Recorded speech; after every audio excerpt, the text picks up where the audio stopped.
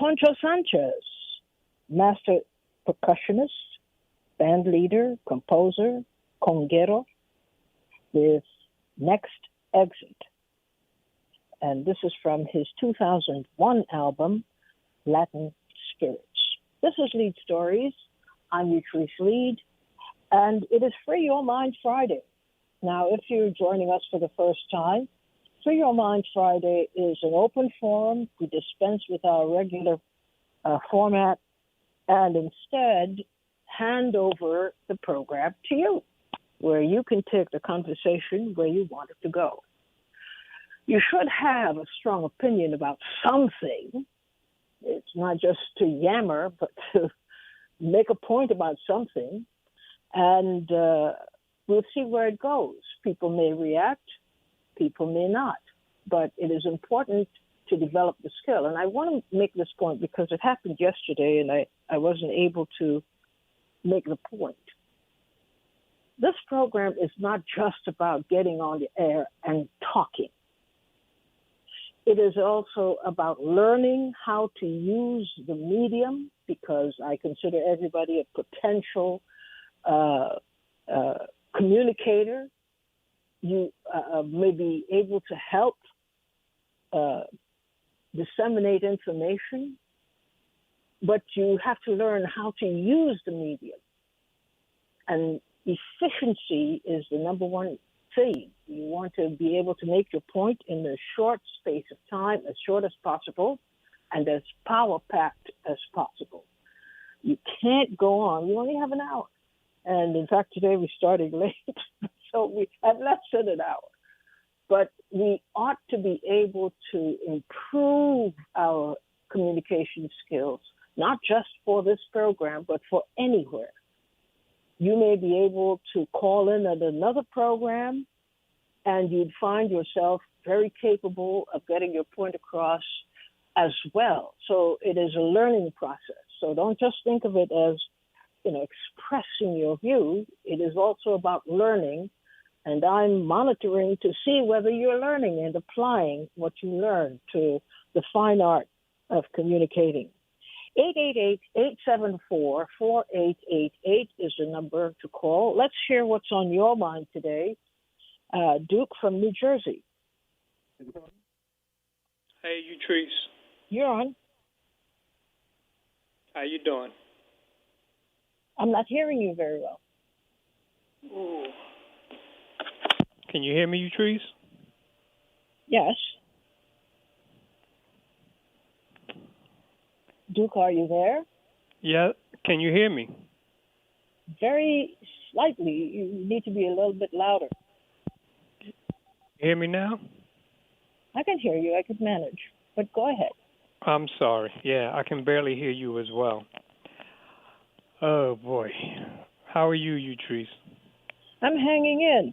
I want to know if everybody is our engineers understanding that we having difficulty hearing each other? Yeah, I can barely hear you. Okay. Well, they're sending me a message now, so let's see what the message is. Okay. Well, let me see. I had called last week, yes, and I think I said to you something about I'm going to talk as fast as I can to make as many points as I can. Well, I'm not moving that fast today. So. Oh, well, you'll feel better as it goes. Well, now that I'm speaking to the family, yeah, and speaking to you, I'm feeling a All little right, bit better. let me just see if we can get this resolved. We're not hearing each other very well. This is to studio. We're not hearing each other very well. The volume is very low. And so I'm wondering whether... Oh, there it goes. Okay. That's better.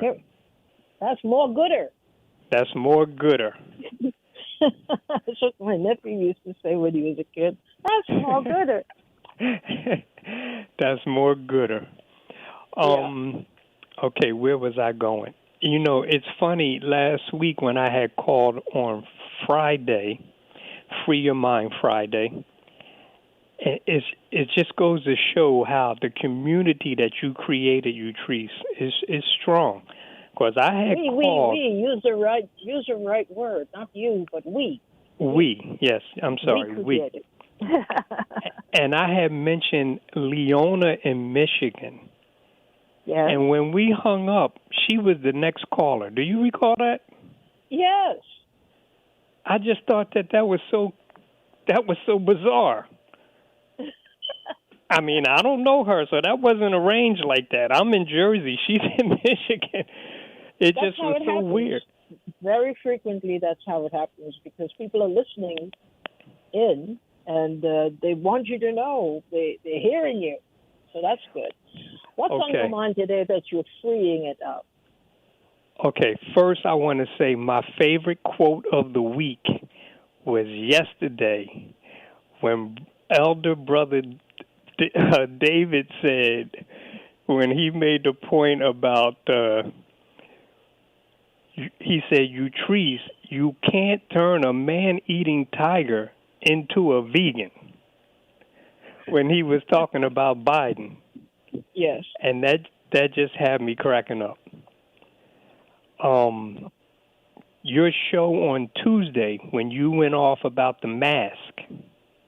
Yes. That was my favorite show of the week. And you made me think about, you ever see the movie The Network? Yes. And you know the character Howard Bill when he's mad as hell and he ain't going to take it no more? Not going to take it anymore.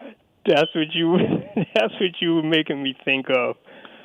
That was an interesting program. But you be careful down there, Utrice, because I know Florida is now in the hot spot.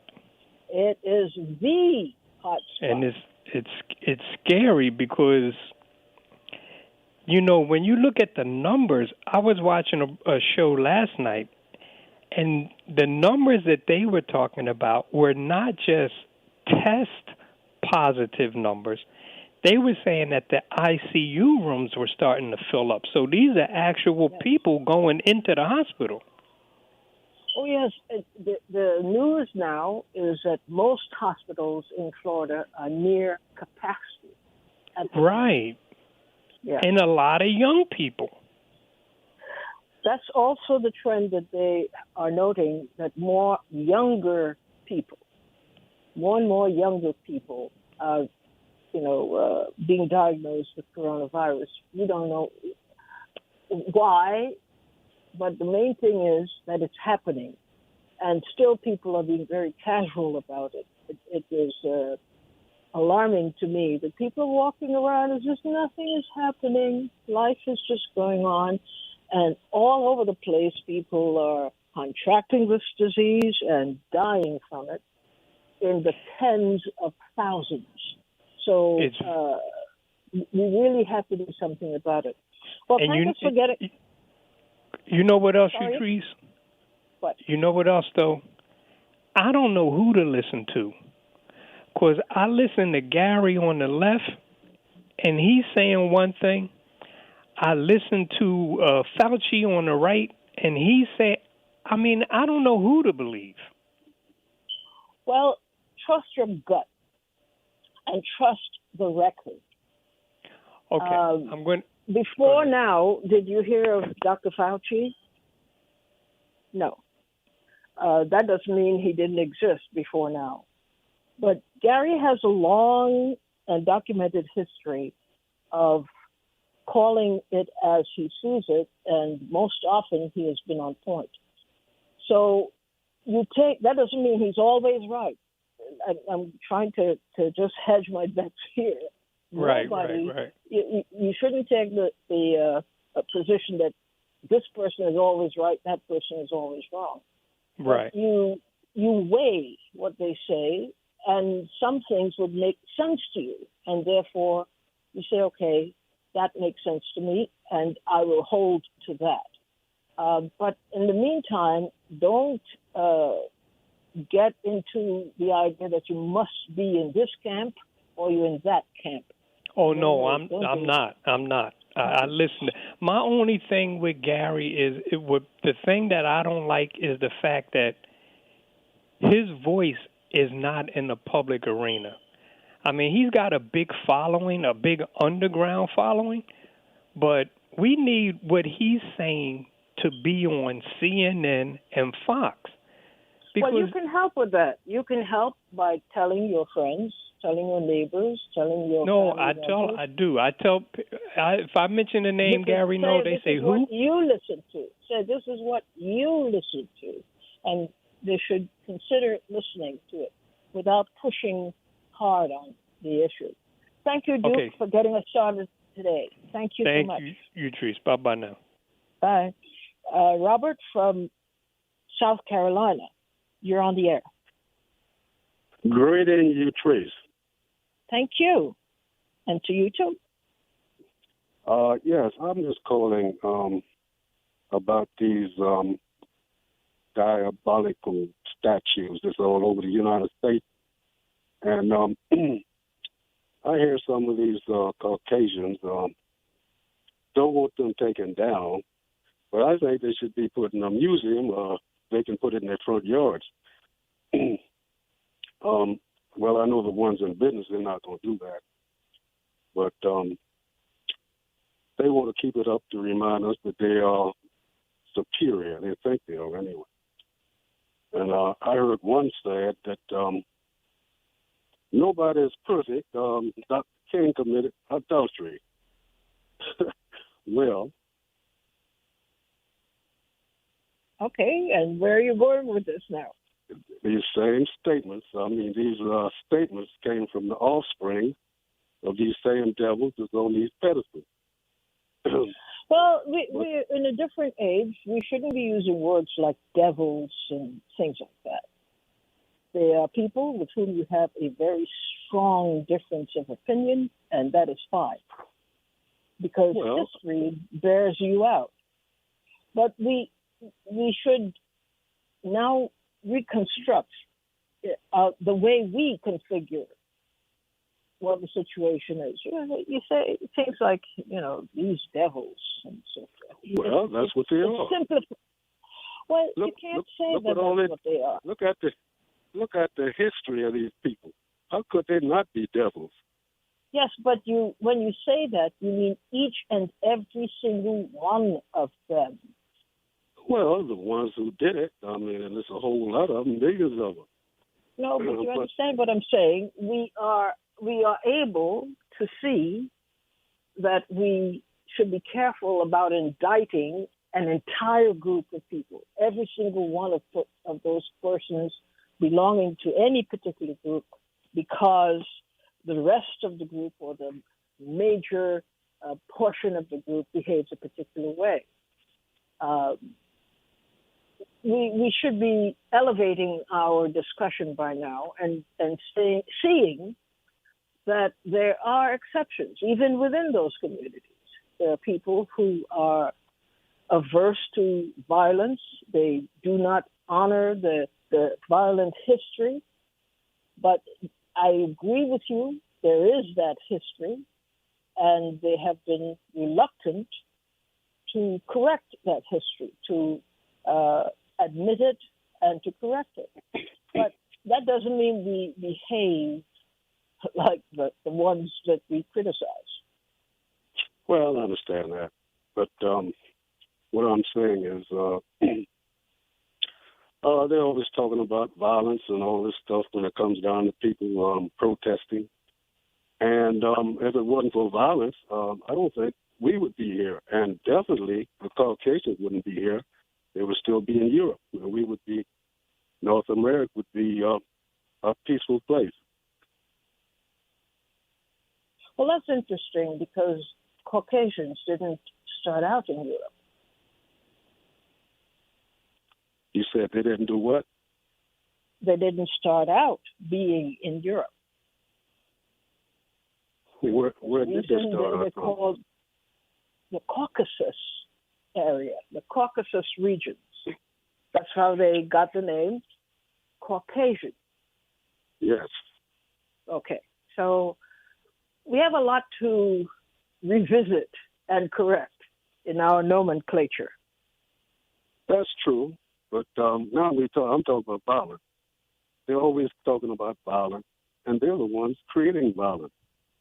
They never talk about Dr. King when he said that this country is the most violent in the whole world, and that is true. And Well, they're that too. Go ahead. Sorry. uh, they are the ones creating violence. I mean, these people always talk about the violence that's going on and what caused it. They don't ever discuss that. The policemen, so-called policemen, shooting black people down in cold blood, shoot them in the back, and this creep kneeling on that George Floyd's neck until he died. I mean, this is a animal, and I believe if the camera wasn't on him, George Floyd would have been his lunch. These people are despicable, and Well, go ahead. I'm listening. I'm listening to you. Oh, but the other thing I want to say about Dr. King, if he did commit adultery, he didn't kill anybody, he didn't rape anybody. The only thing he did was trying to make it right for all America. Well, what happened to him? He was murdered. But are you advancing? Are you advancing this idea at all, or are you stuck back in the '60s, making the same points that have been made since the 1960s until now? Well, it's all related. It's all related, but it's repetitive, isn't it? Without advancing new ideas, without advancing us into new discussions, you're still bringing us back to 30, 40 years ago. Yeah, well, like I said, it's all related. Every bit of it from back then up to now, and I was living all of these years. So I am familiar with all of this stuff that's going on. But what I'm trying to get at is, I'm not disputing what you say. I'm saying repeating it, does it advance our understanding? Does it help us deal with what's now? Does it help us to even deal with the past, knowing what we know now? No, because the same thing keeps happening. They talk about it, but nothing is happening. I mean, we go out and march, demonstrate all these years, and nothing happens. But you can't. You can't say that nothing is happening. I would challenge you on that. Well, they are protesting. I'll go along with that. Well, it's not just protesting, but there are advances that have been made. Slow, I agree, but we can't say that nothing is happening. You're basically indicting all the efforts that people have made, even in the face of utter and complete frustration and people opposing them. But they still persevere. You have changes in labor law. You have changes in housing law. You have changes in education. You have changes in employment. So I can't agree with you. And you should be a little bit careful in making a blanket statement like nothing has happened. That couldn't possibly be true. Oh, well, I agree with you on that. But I'm talking about in general. I mean, there's little things that happen from back when, but we just have to wait and see. But anyway, I appreciate your time, and I appreciate your thoughts and all of that. And thank you very much. And I thank you for calling in and contributing today. Thank you so much. Rich from New York, you're on the air. Oh, good afternoon. Yeah, I'm Good calling afternoon. about an incident that happened up here in New York in Central Park with a lady, Amy Cooper, Yes. called the police on this gentleman who was filming her in the park with her dog unleashed, and she called the police on him, stating that this gentleman, she's afraid that this gentleman was going to actually attack her.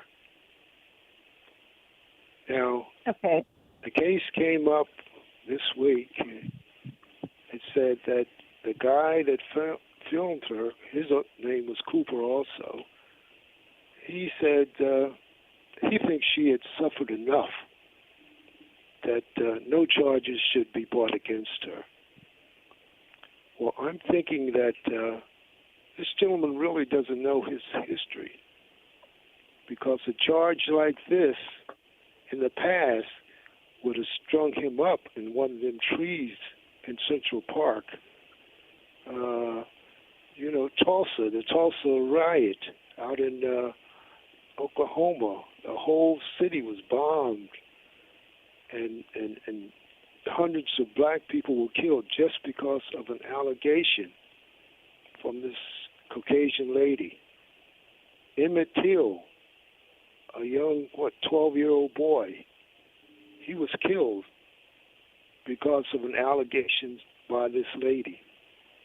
You can even say the gentleman that was shot down in Louisville in the back by these two men, simply by an allegation.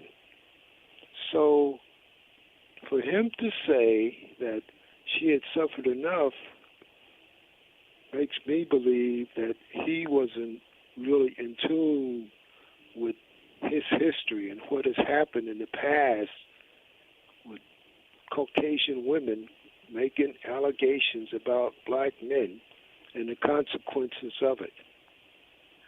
Is it possible that you were wrong? I beg your pardon? Is it possible that you are wrong? How am I wrong? I'm asking, do you think it's possible that you're wrong in your analysis of it? I don't think so. When you look at history, when you look at our past history, but what I'm trying to show you is you're taking a situation that occurred in 2020 in Central Park, New York. Yes. And you're making it analogous to what happened in Tulsa, Oklahoma, what happened in different parts of the country where black people, on the basis of a mere accusation, were lynched. Right. Mm-hmm. Okay. Now, here's the thing that you purposely danced around and ignored. He decided that it is up to the prosecutor. It is not up to him to act as the agent of prosecution. He's a mere citizen. He was injured by this woman, and it is the role of the prosecutor's office to do something about it. They have it on film. They have it on video. They have the whole thing on video. They have a call. They have everything they need to proceed with the prosecution. But what they're doing is trying to put the responsibility on him. The whole burden of the prosecution is supposed to fall on him when he is a victim here. Did you miss that? She is the victim? How is she being the victim? He lied. is the victim. No, I'm saying he is the victim here. Right. He is. But the prosecutor's office apparently and clearly is making it so that he bears the burden of a prosecution if there's going to be one, and that's not right. Well, your point and that is why I suspect he refuses to do it. But there was no. I think they brought charges against him. The prosecutor said they were going to charge her. Yeah, but they didn't charge her yet. And in any event, the charge, in order to sustain the charge, and for which they have everything they need, the prosecutors have everything they need. They have copies of the tapes that were made when she called, when he called to report that, he's in this part of Central Park watching birds. He was a bird watcher. That's all he did, was watch the birds. And in that part, he advised this woman, who was clearly out of her mind, that it is required that all dogs be on leash. That's all he said. He didn't strike her. He didn't cuss her out. He didn't exhibit any form of violence toward her. In fact, he did exactly the opposite. What is happening, and you have to appreciate this, is that, and he hasn't said so, but you can read between the lines and you can see what is going on there. I strongly suspect that even though this woman was charged, making a false claim and all of the attendant charges, the prosecutor's office took the position that he, although he is the victim, he is supposed to be the one to bear the burden of proving this case. And that is wrong. Totally wrong. It's my thought that, yes, he filmed it, but if there's a court case, they would have to call him in, and he would have to say, yes, I recorded this, yes, this is what happened. No. What you did happen. Yes, but that's the evidence speaks for itself. He does not have to play the game or play the role of witness. He's a victim. Do you understand that? The role of the prosecutor's office is to protect his rights, not to compel him to stand in and play the role that the prosecutor's office ought to be playing here, which is prosecute a case. You have everything you need. You don't. If this man had died, I'm not wishing it. If he had died in the period between when this happened and now, you telling me that this case cannot be prosecuted? I'm saying that the evidence that they have now, yes, he was called into court, he would have to say, yes, this is my phone. Yes, this is what happened. I see nothing wrong with that. I don't see how that is really, reflecting on him as an individual. But that pressure and that role should not fall on him. It should not be his. It should not be his job. That's what the prosecutor's office is for, to authenticate the evidence. You don't need any witnesses. Not after you look at the videotape. You can't deny that this was the man. Why must he now be brought in to aid the prosecution? Wrong. And that is a point that needs to be made across the board. In many cases, they abuse the rights of victims of crime by making them take on roles that the prosecutor's office and the police, they are the ones who should be establishing who is who did what. There's no reason for him to be in court. Even if he had died, there's no reason this case shouldn't go ahead and be prosecuted. But they did that in order to, again, show that they're making an extra effort for this white woman who's clearly in the wrong on many levels. They have everything they need. They have her admission of guilt. They have her admission that she was so sorry. They have everything they need to prosecute this case.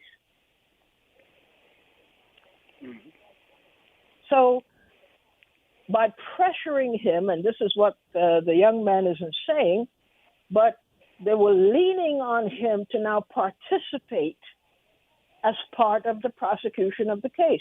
No, he is a citizen. He was wronged. A crime was committed against him. There are documents that and evidence tracing everything, every step of the way. This case is you could self-try this case. He doesn't need to be involved in here. He needs to be left alone to live his life. And let nobody. I don't see where his life is being interrupted. His life has been interrupted because everybody knows now where he works. He's gotten threatening calls or annoying calls. His privacy has been invaded.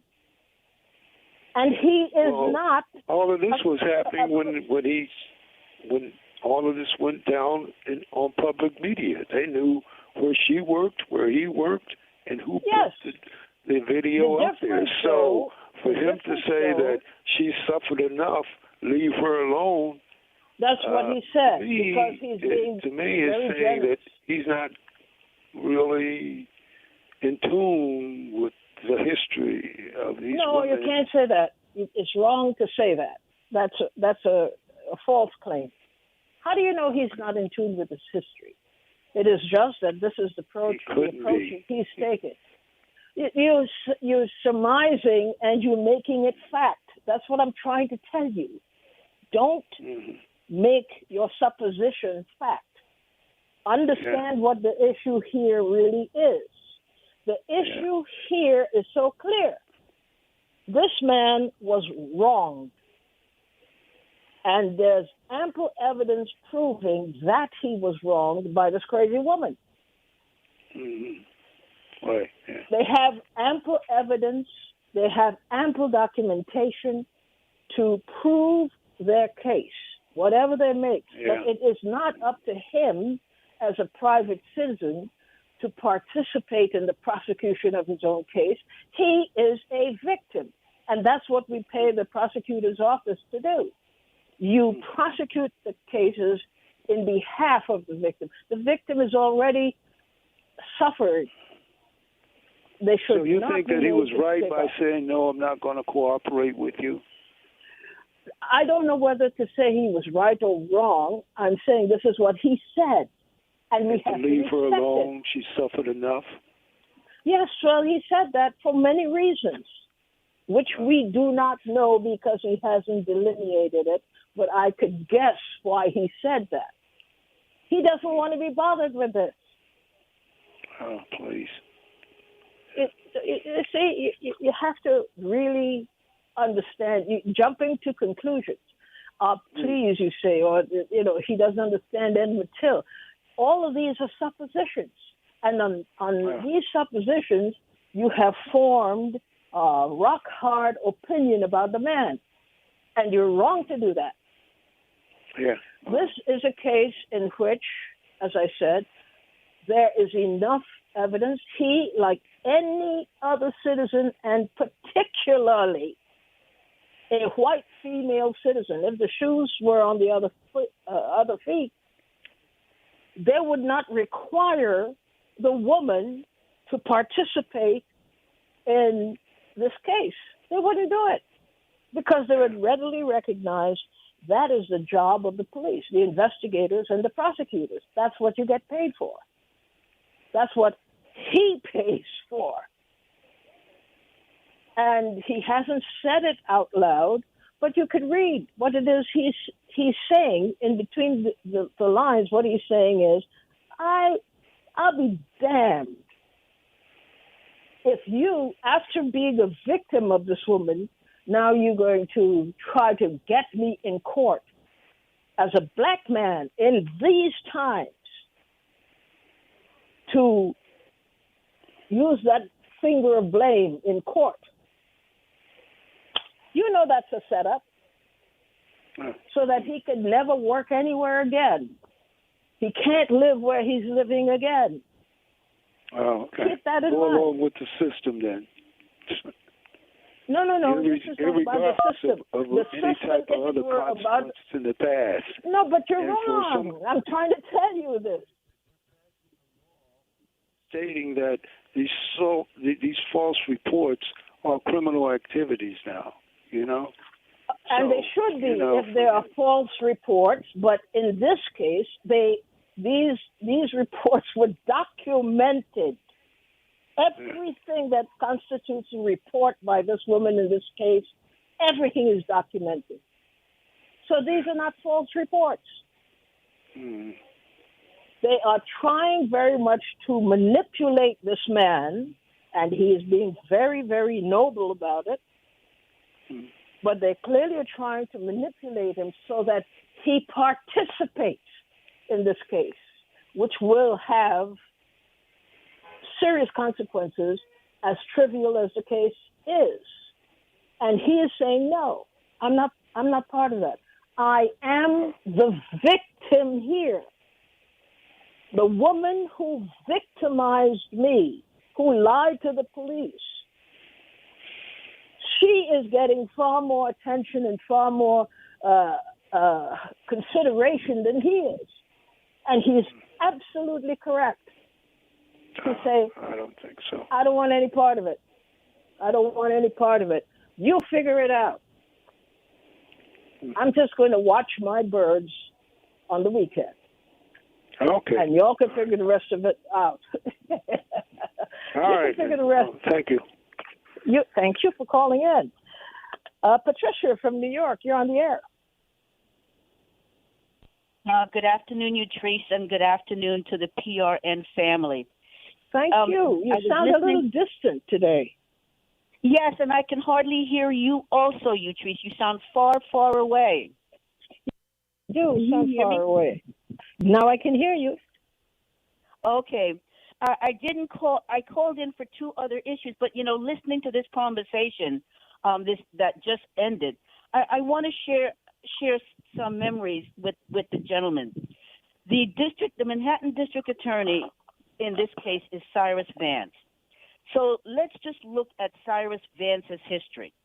You may remember James Blake, the tennis player, who was accosted in Grand Central Station, must have been about 4 or 5 years ago, by undercover plainclothes policemen who thought he looked like somebody who had committed a crime. Well, James Blake, a lot of pressure was brought to bear on James Blake to say that the police officers made a mistake and they should not be punished. That's number one. You may remember that years ago, there was an African woman who worked in a hotel and accused Dominic Strauss-Kahn, who was the IMF chief at that time, and a lot of pressure was brought to bear on him to let Dominic Strauss-Kahn go, and he did. As a matter of fact, he made the victim the issue and not the person. Mm-hmm. Then you may remember, about maybe 18 months ago, there was an incident in a Brooklyn bodega with a woman who accused a 10-year-old boy of improperly touching her. And it turned out that it was his backpack who had brushed against her. She called the police and everything. And rather than tend to the boy, who was left sobbing uncontrollably, who for all we know is going to be scarred for life because of this incident. Police were called and he thought he was going to be handcuffed. No, they made her the issue and not the boy.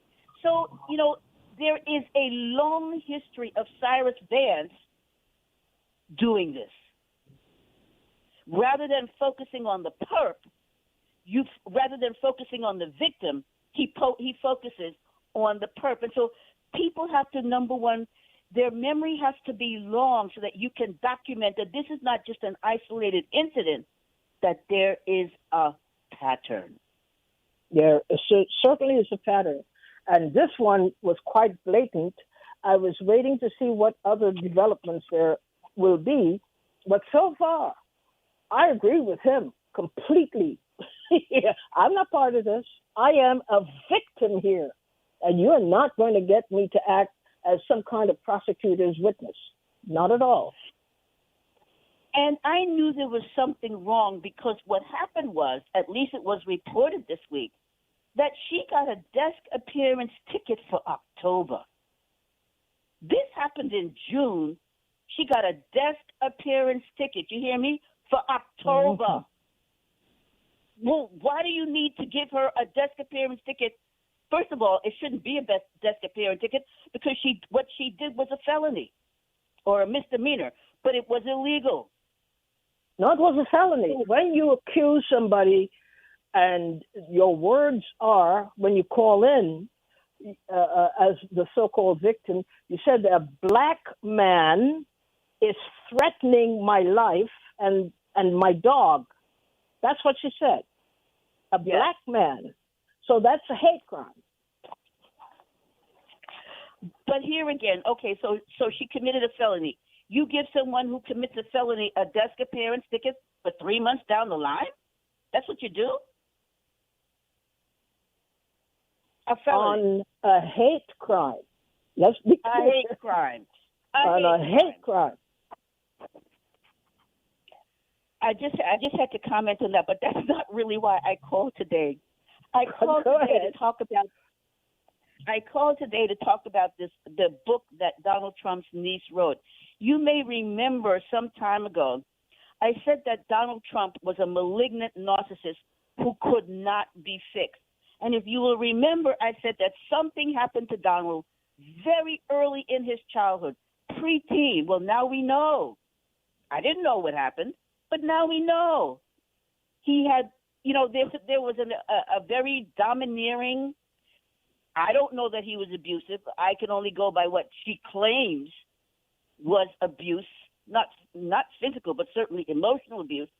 Donald Trump is beyond, you may remember I said, he is beyond repair.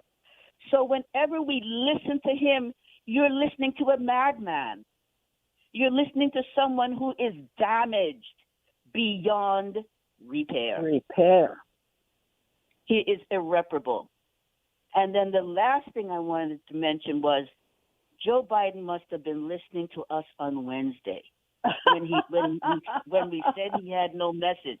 Because what did he do on Thursday? On Thursday, I talked about it. He must have been listening to us on Wednesday. He must have been listening to us on Wednesday.